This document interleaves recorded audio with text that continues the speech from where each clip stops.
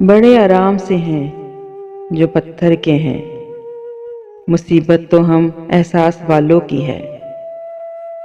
उन्हीं एहसास वाले लोगों की महफिल है ये, जिसका उन्वान तुम याद आते हो, पेशे खिदमत है।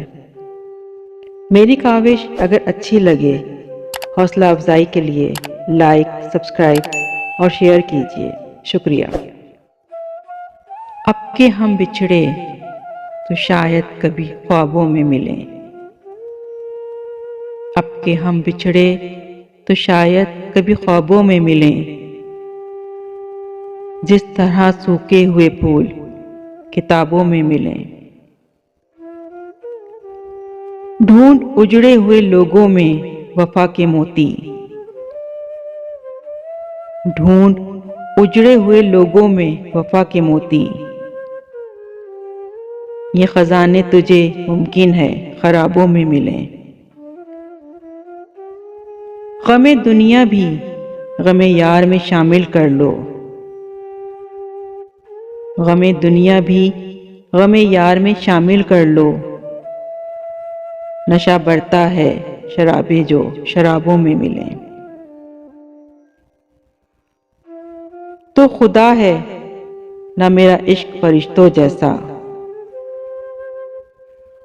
तो खुदा है ना मेरा इश्क फरिश्तों जैसा। दोनों इंसान हैं तो क्यों इतने हिजाबों में मिलें। आज हम दार पे खींचे गए जिन बातों पर। आज हम दार पे खींचे गए जिन बातों पर। क्या अजब कल वो जमाने को निसाबों में मिले।